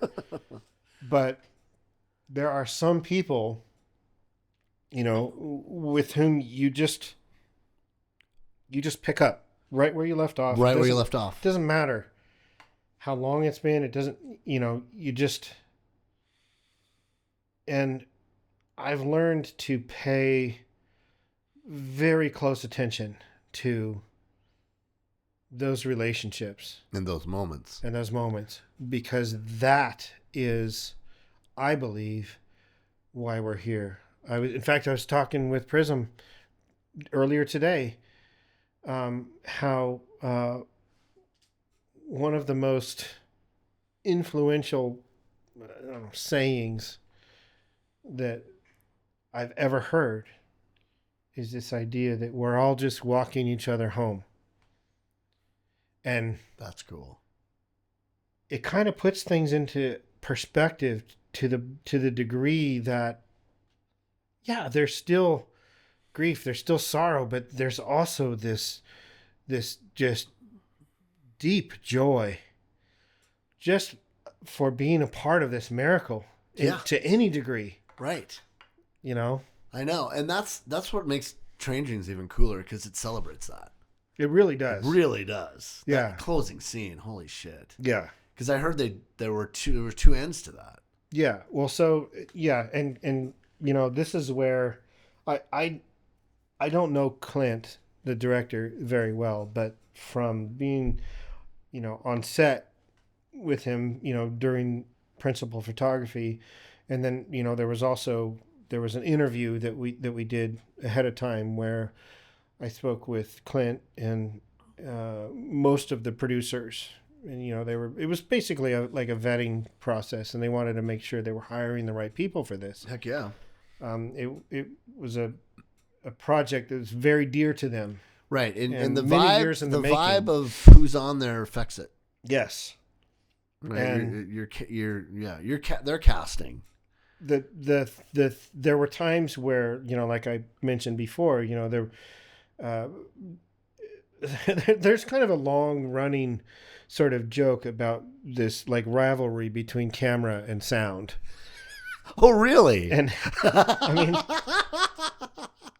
always. If I could condense it into one quick, and the camera story, guys get all the like, fucking glory. I was working on a movie in Sandpoint, Idaho, and it was a particularly difficult production. It was in the winter, and each day after wrap, we'd wind up in usually one of the Grips hotel rooms, and we'd hang out and we would drink. Yes, the basket happened that way. On we the would road. Smoke. Tri-Cities, big time. We were imbibing. Yes, and yes, it's what you do. It's true. It's how you wind down. And not unhealthy. Nigel Elliott, right? And I love Nigel. The conversation came up, and I think it was one of the grips said, like, it was like this camera versus sound thing, and like, well, camera's more important, no, sound's more important. And someone said, well, in the beginning God said let there be light, so camera, light, it's the visual It's is the first thing. Yeah, it's more important. And I was fucking baked out of my mind. I fully admit this. Like, we were drinking, we were smoking, but I'm sitting here on this apple box, and because like we would bring the apple boxes into the room, and Nigel and I would play them. Like they have these, right? You can buy them now. Right? They're called cajones. They're It's hollow like on the inside. Yeah, they are a percussion. It's basically a fucking apple box. No, they are. It's an apple box. Yeah. But that you use on the set for somebody to make somebody taller. Or whatever. Yeah. The man maker, as we call him. You build dolly track with it, whatever. But so I'm sitting on this apple box, and dude says, like, in the beginning God said let there be light. And I was like, in the beginning God said. Yes, said. And the whole room was like, whoa. And we had this, like, we were just laughing. It was all in fun. Right. So, cut to, I don't know, fucking 30 some odd years later. And here I am, working on this Train Dreams thing. And Adolfo, he's a younger guy. He hasn't done a ton of stuff, but he has a relationship with Clint. He has a relationship with these producers. He knows the story and he cares about it. He has a vision. Yeah, he has a vision for this story. Beautiful. And filmmaking, all you're doing is you're capturing moments. That's all you're doing. You are. And if you do it well enough and you capture enough moments, you can string them together into a story. Yep. and you have something wonderful. That's right. So That's right. I never, And you have I to have never the held gift that of a against, vision to be able to do that. yeah. That's right. So I never held it against Adolfo, but there was still tension all the time. Like, he wanted to shoot in 4:3, which it's an aspect ratio, which, it wound up leaving a lot of headroom. Yeah. All the time, and so Yeah. I could never Right, get it a boom does. mic in there You can't. because we're shooting coverage, Because that mic will be in the shot. and the mic has to be a foot And above you got the to be able to actor's hear head. what you're saying. It's the ultimate dilemma. Super frustrating. Yeah. But it's like for all of that, like I can still just for my part in it, especially in hindsight, I can look at it all and have nothing but gratitude for being a part of something that was so special. Well, and he stuck to his guns, and the guy's getting nominated for an Oscar, and it's a beautiful movie. And they were gonna. So the ending, as I understand it, it ends with this. I don't want to give it away, but I mean, I don't know if you haven't seen it. If you haven't seen it by now, it's spoiler like, alert. Turn it off. No, you gotta go. You gotta go see it. But it ends It's with beautiful. this amazing scene with butterflies. Or, I'm sorry, with moss in a room. I'll just say that, right? And I understand there was also a plan. They also shot it with butterflies, which to me is really super cool. That you get to choose between those two. That was no small. Oh my God. Thing either. Yeah. I mean, Couldn't like have it took a long time to set up because you cannot imagine actually. it's like in the film industry, like there's this kind of long running joke that you have, if you want to waste a lot of time, kids or animals. Don't work with either one. Yeah. And so we had we on Train Dreams we had, among other wranglers, we did actually have a butterfly wrangler. I wish I want that job. And it was surreal because, it took a long time to set up, but they basically, These are real butterflies. yes. Wow. There were some that were not, but there were For sure. a huge portion of them that were actual real butterflies. And every one of them had to be accounted for. Right. It wasn't like you were just going to fill this cabin full of And they just go butterflies away. and then shoot it and then be like, okay, that's lunch. You got to catch all the butterflies. I mean, yeah, that whole like what a nightmare. no animals No were animals harmed. harmed in the That's a real thing. It is a real thing. And so Oh my God. it I can took only some imagine. time. Wow. And And so- then to do all that, to set up this entire scene with all these butterflies and then not get used in the Dude, it happened a lot on that picture. Say goodbye to your little darlings, as There- we used to say. yeah, there were a You number can't get of, attached. You can't get attached to your favorite part. 'Cause No. the story wins, and I think they picked the right end. I mean, Yeah. whatever. I mean, obviously, it's doing good. So, you also do a lot with drumming. And Yes. how do you bring a thing? And let's do this. What is this djembe? Okay, so And you are a certified djembe instructor. yes. Among all your other talents, Tom Taylor. What So drew you to that? I've been playing drums for, since I was, I don't know, 14, 15. Yeah. So about 15 years. Yeah, couple few years.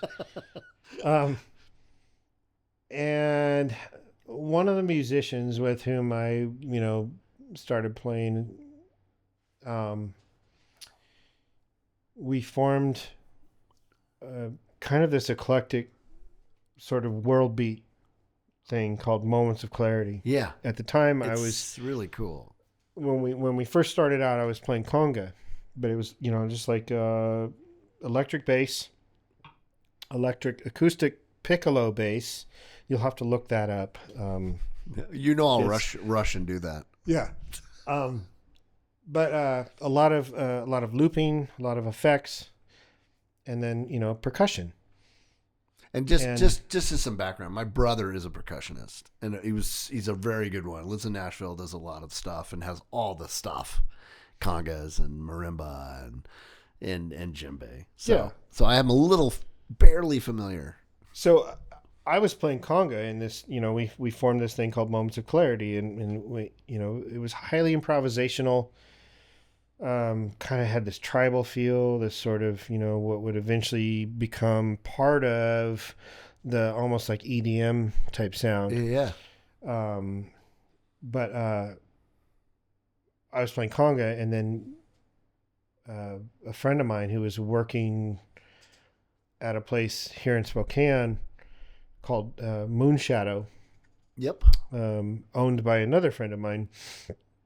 And they sold all kinds of instruments, right, including djembes. And what was his name again? Michael Moonbear. Michael Moonbear. Yeah, that's right. And my friend John Gardner, kind of a legendary guy in this was town. working for Michael, and Michael had connections with this guy named Mamadi Keita, who is this world-renowned djembe fola. He's from Guinea. Wow.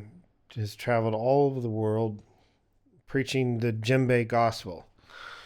So Michael Moonbear invites Mamadi to Spokane. Wow. He does these workshops. So the first time,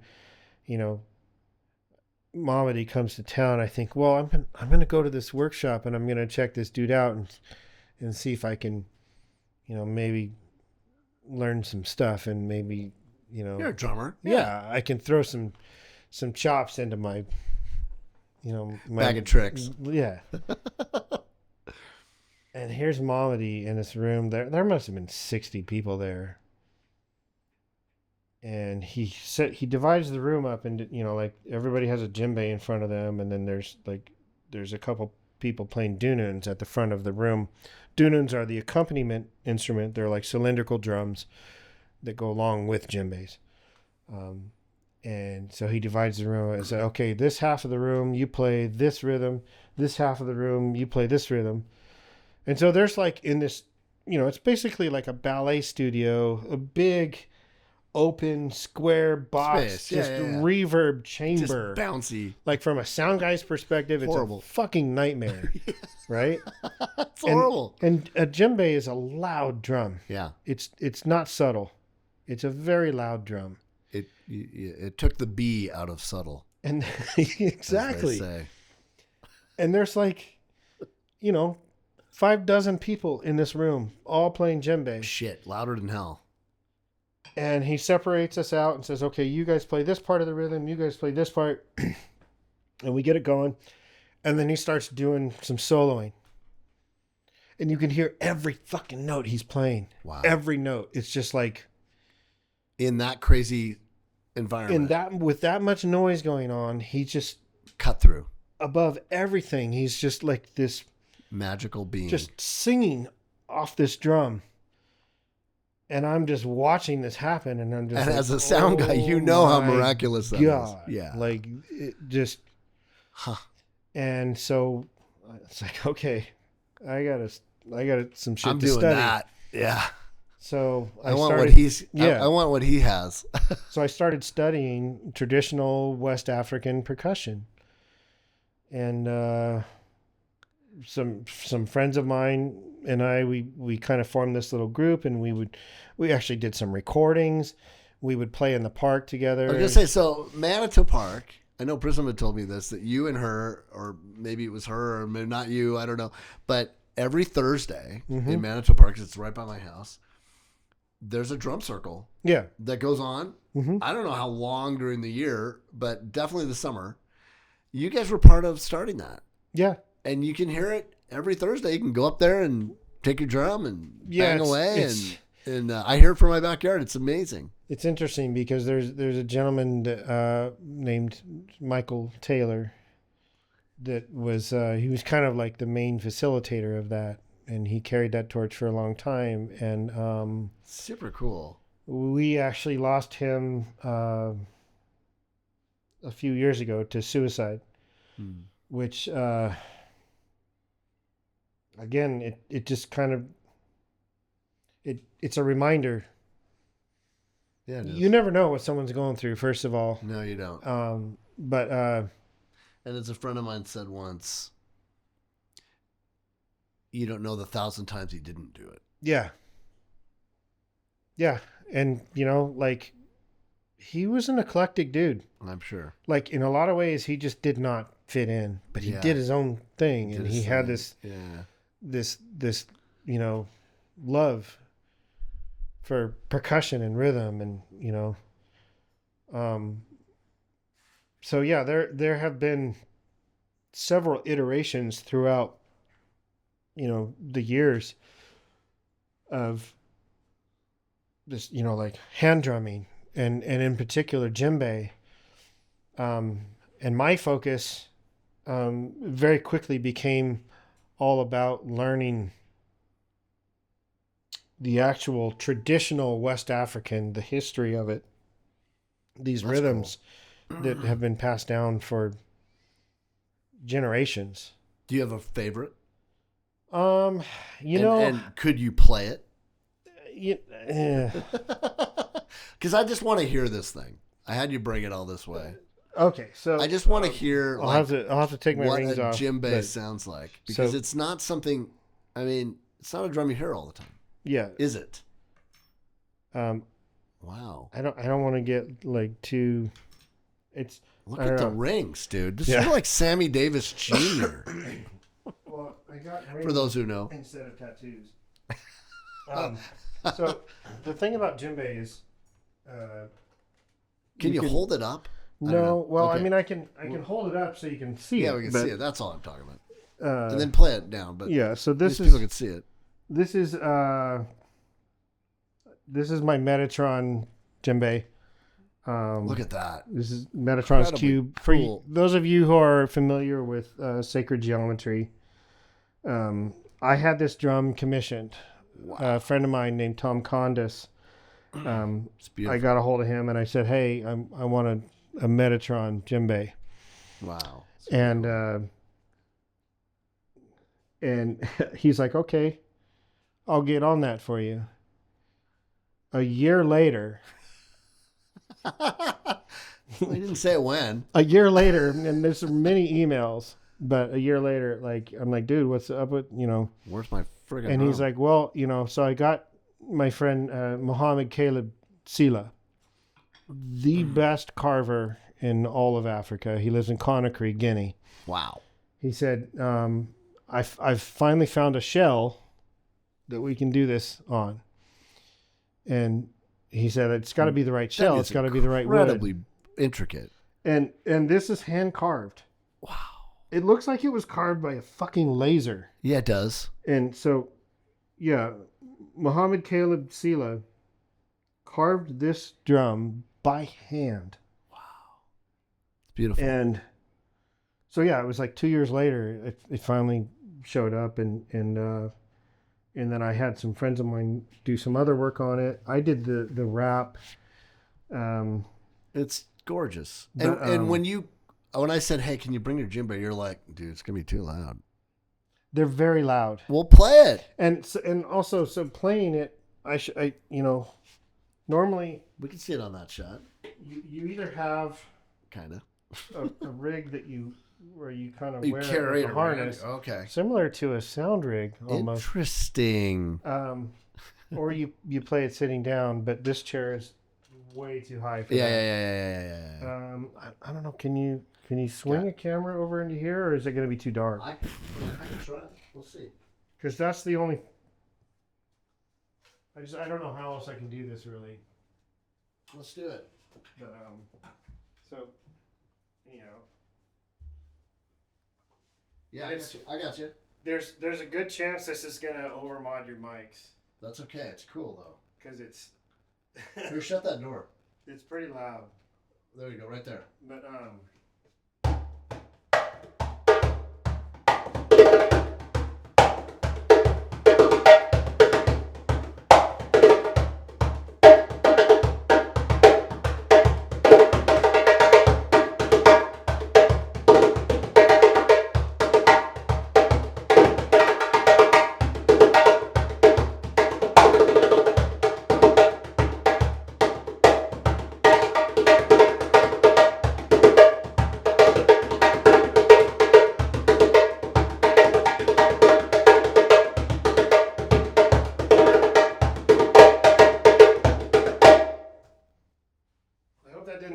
That is damn loud. It's fucking loud. Wow, so cool. So anyhow, yeah. So this is the Metatron Djembe. I've got like probably a dozen. So what do you djembes. love the most about it? I just there's a primal element to any Wow, that kind is of drumming. such a cool sound, though. Yeah. So when I first heard actual djembe and I heard Mamadi play, I was playing conga, up until then, and then I That is really loud. it's got some range. Like that low is just like boom, But the high, and the super high, it's just like Yeah. that crack. Yeah. And it's like, it's got just a ton of range. For sure. And so I immediately was like, okay, I'm going to start playing djembe instead. And so, with Darren and Davey and Moments of Clarity, like that's, and that's where, Moments of Clarity kind of took off. And That's your piece in it. that's, that's the sound. And, Wow. but aside from the more, contemporary side of things, I've always, one of the things that Mamadi always emphasized was the history, knowing where these rhythms came from and why they were played. Right. And so I think it was 2012, I just got this wild, crazy idea. Like, I'm going to build an app. I want to build a djembe app. And I think a lot of it came from just not having enough people around all the time to have, because it's kind of an ensemble instrument. It needs other It needs other instruments. players. Right. You need, Other there's players. dununs. Right. There's like a whole thing, It's a group thing. it's a group thing. And so I'm like, fuck it, I'm going to build an app. And so I started doing wireframe diagrams. And had I known how difficult it was going to be, You never would have done it. I mean, because like it took 4 years, but I in that time I got a hold of some programmers. Yeah. And I got a hold of Mamadi, and I was like, hey, nobody's going to be looking for a djembe app by Tom Taylor. Sorry. It needs you, You know, dude. some white dude in North Idaho.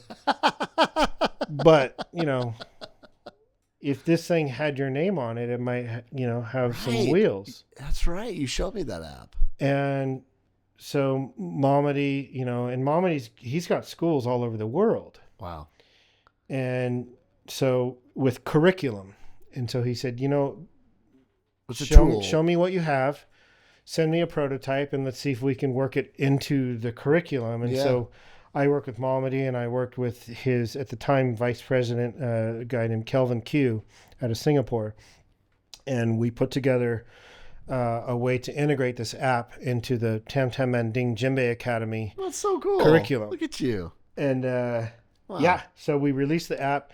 He flies me to Beijing What? in 2016, in April of 2016, to release the app. We did this global rollout, and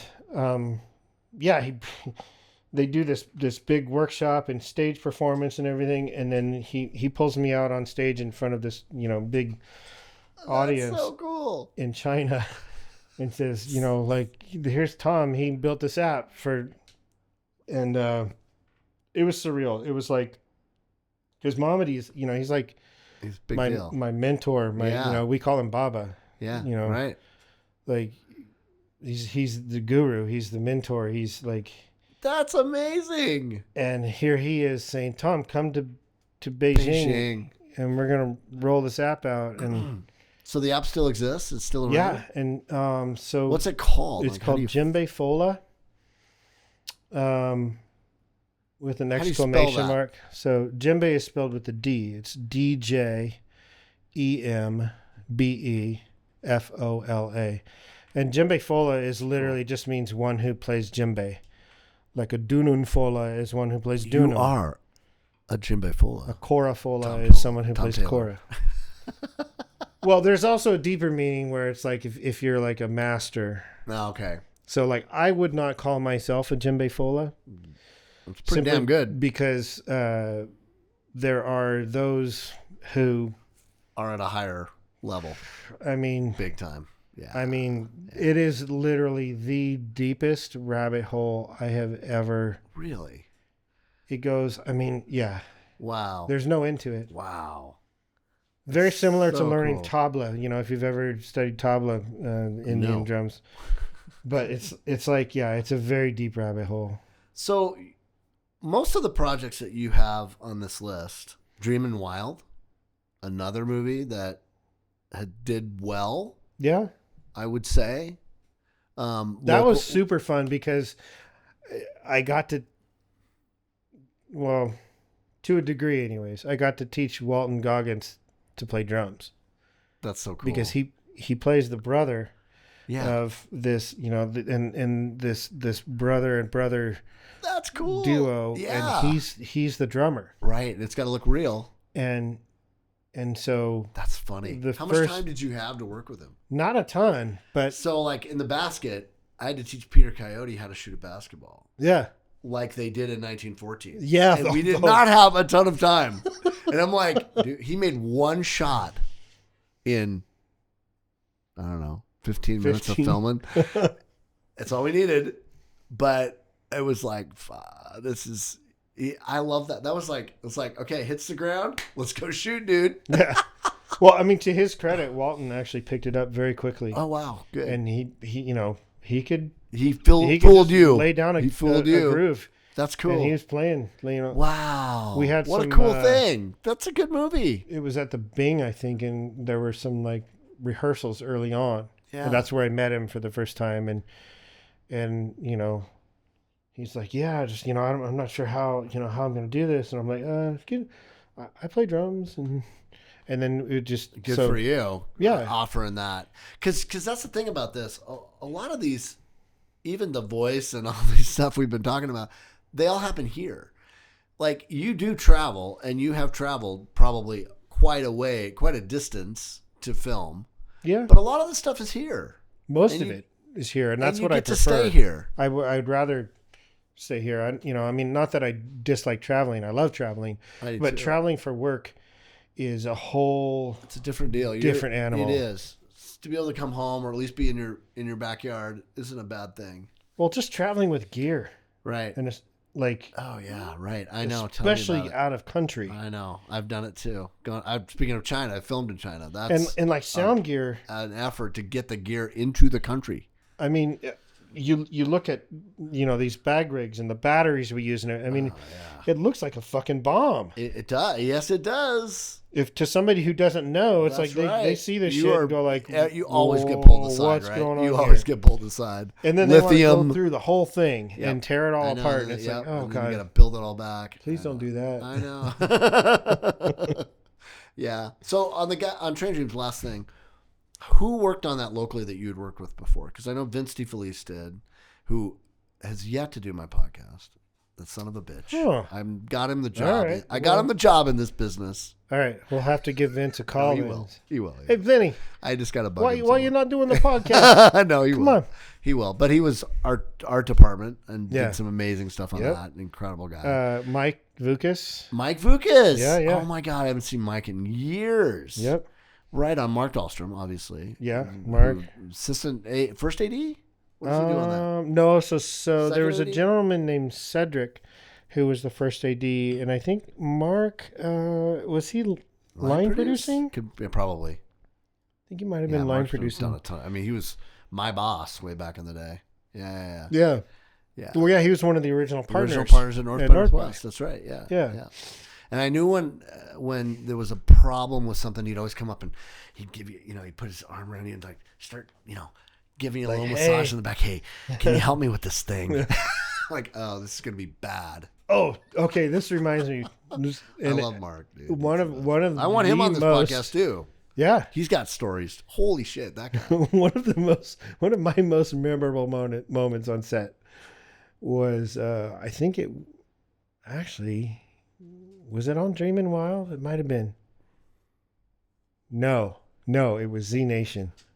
Yeah. It was on Z Nation. Yeah. That ran a while here. We were out put a lot of people to work. We were on this like little farm kind of place. With zombies. And with zombies. And the owner of the property where we were shooting had a couple of goats, Okay. and these goats just kept. They were just very curious.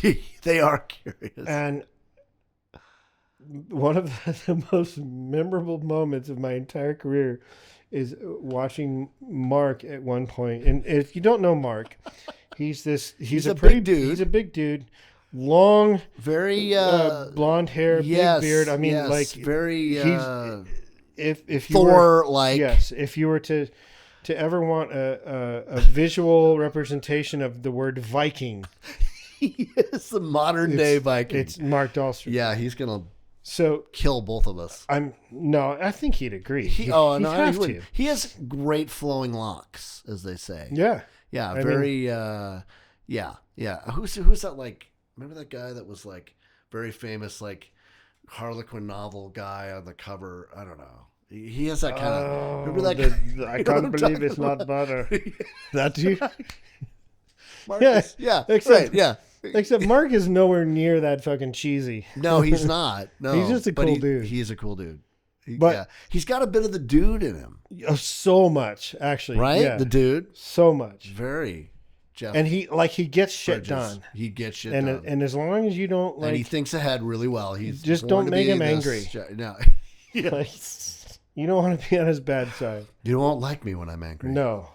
But so we're shooting Z Nation. We're out at this farm, and there's these goats, and this one goat in particular, it kept just like, I don't know if it just kept showing up in frame, and finally, like, nobody knew how to deal with this goat. Mark's just like, And fuck Mark, this. he I'm gonna go- literally just fucking stomped up to this goat, grabbed it by one of its horns, and then just like walked off with it. Just No animals were harmed during the filming of this. and this goat is just like going, okay, I'm coming, and he's just like he goat dragging this handled thing it. off. Yeah. It was so funny. Like we're all just, I mean, it's his job. You can't, dude. We're not Yeah. going to stop. No, it's like, the trains get from rolling. shit done. Yeah, get shit Yeah, done. that's Mark. whatever it takes, baby. Yeah. Oh, I learned a ton from him. I mean, he's one of Also a he's musician. fantastic. And oh yes, also a musician. His Yeah, upright bass. exactly. That's right. I Yeah. forgot about that. Wow. Yeah, I love that guy. Yeah, he's just That's cool that you had your guys you've been with the whole journey.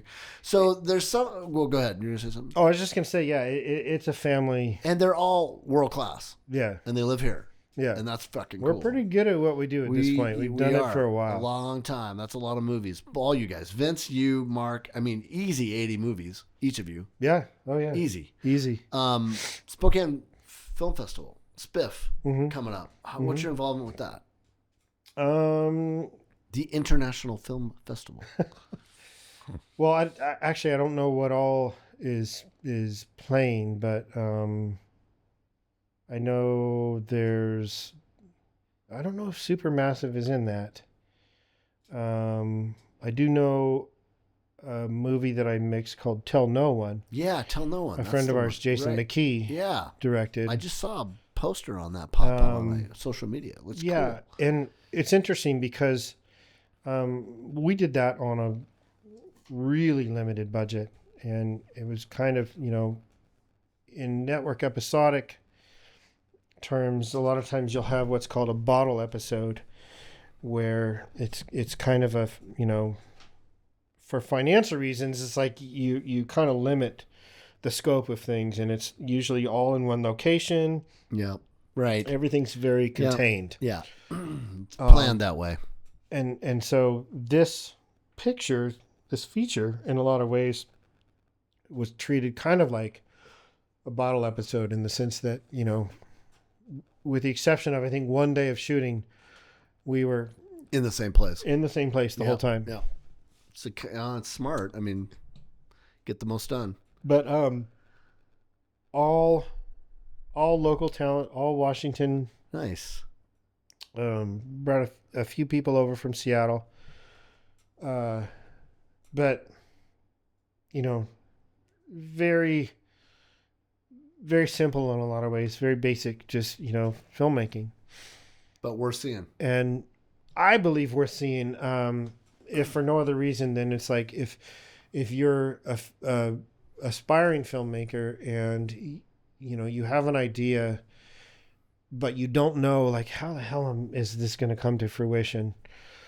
There are ways, and it's like it's a war of attrition, and you just have to just keep going. You push forward. Yep. And I remember when Jason McKee was a PA. Yeah. And I was a boom op, and hey man, how's it going? Yeah. And now he's directing, and I'm still a boom op. And no, well, that's cool. I hope people get the chance to see it. I know they had the basket there 5 years ago for a 20th anniversary, and I was like, do I want to watch this? It's been it was a lot, emotionally a lot for 5 years of my life, really. And I was like, no, it holds up.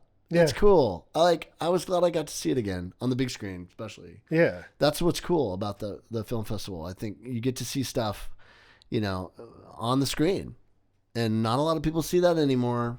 The movies are going away. We are all too happy with our home theaters. I like to hit pause and go and take a leak. Yeah. Right. It's true. Yeah. Or, make a sandwich. That's right. Or, we're lazy. I got to feed my dog. That's right. What's next? What are you working on next? Or have you just finished? So I fairly recently rolled out a Droid version of the Djembe Fola app. Oh, nice. So now it's on both platforms, iOS, Android. And then I also have, so Sarah Joy and I are working on a project that she actually started writing years ago before we met. But it's something that, once we met and got to know each other, and then she kind of showed me this, she's an actor. Mm-hmm, local actor, yeah. And writer. Mm-hmm. And she's got this series that she's had, wow, kind of just hiding out, percolating for years. Yeah. And so, I encouraged her to dust it off and like, hey, let's go make something. And so we've been collaborating on that, and there's a definite buzz in the air with it, and it's like we're gonna do this. Oh, that'd be good. And then I've got a little short that I wrote that I'd like to, direct. See the light of day. Yeah. It'll kind of be my debut into that sort of thing because as much as I love doing sound, but you've seen it all. You can do it. Well, yeah, that's you can just totally it. It's do like it. I think I could. You could totally do it. So we'll see. Well, good luck to you. Cheers. Thanks, yeah. Thanks for hanging out with me, man. I can't think of anybody I'd rather have talked through all the Johanna stuff with too, because that's, it's a lot. But I appreciate you being here for that. Likewise. Yeah. Cool. All right. I'm glad I could. Yeah. Seriously, man, I'm honored. I'm glad you're here because you're not always here. Sometimes you're just gone for months. Yeah. I don't know. I'd like to be You're here right more. where you're supposed to be. Yeah. Yeah. Well, thanks, man. Appreciate it. Okay. MIP Podcast was filmed at the studio of Corner Booth Media. Please sure to like, subscribe, and follow us on social media. You can also listen to us on Spotify, Apple Music, and anywhere podcasts can be found. We'd love it if you'd rate, review, and subscribe to help our podcast grow. Be good to yourself. Stay interesting.